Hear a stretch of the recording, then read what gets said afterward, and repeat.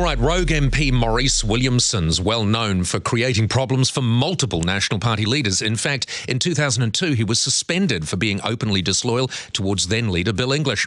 And it seems he may be up to his old tricks, with claims he's been accused of trying to jump ship to the ACT party. ACT's leader David Seymour says Don Brash recently approached the party about taking Williamson on. ACT said no. David Seymour said yes to us, coming on talking about it, and joins me now. David, good morning.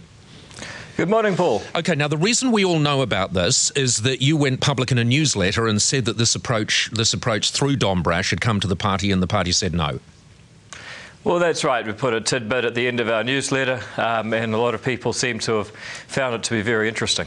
Well, because it makes a fool of Maurice Williamson. Was that your intention?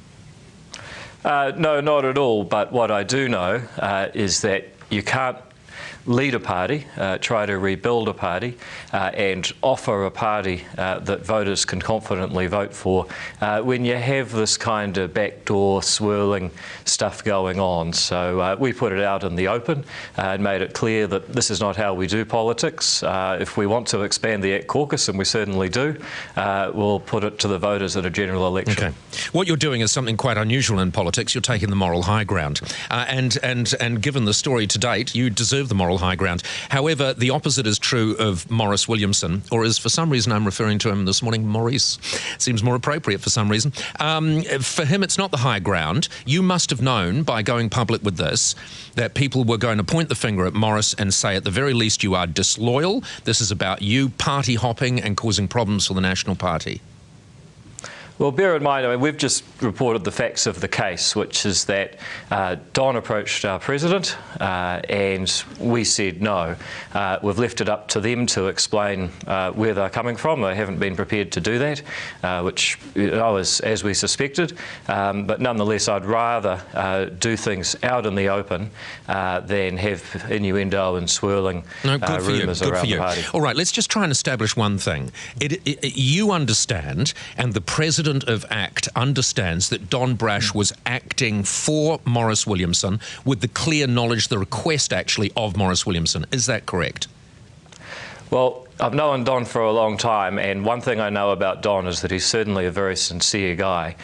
So if I was to bet on the character of Don Brash, which is very, very good, I can't imagine that he woke up and fabricated it. But who knows? Maurice seems to be saying the opposite. No, I agree entirely with what you're saying there. But did Don Brash make it clear to your president that he was acting for Maurice Williamson?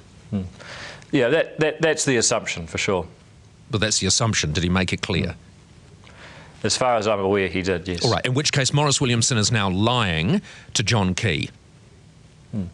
Well, certainly. I mean, the other thing is that, you know, John did follow up and call Maurice and had several texts, and of course he's saying there's been no contact. But that's for them to work out. We're just telling. Okay, so hang on. No, let me just make sure I've got that right. No, because this is an actual fact that you're dealing in now. You're saying that that the ACT president John Thompson has specifically spoken to Maurice Williamson about this. Well, he did. He undertook. He said to Don, "Look, Don sounds a bit crazy to me, but you know, we'll give him a call." And John tried to do that. There'd several texts. Maurice never properly returned his call, but certainly there was some contact. Well, did they talk to each other or not? Was it actual contact or not? Well, what happened is that John called Maurice. Maurice said, "I can't talk now, I'll call you back." They had a couple of texts back and forth and never so there was contact. Spoke. There was contact. There was contact, Maurice Williamson is, in fact, lying to John Key. Well, that's up to Maurice to decide. But we're just reporting what's happened with ACT and saying, look, this is how we play. We're not really interested in party hopping or waka-jumping, and it's for others to decide what their position is. All right, David, thank you very much for joining us. David Seymour, ACT Party leader.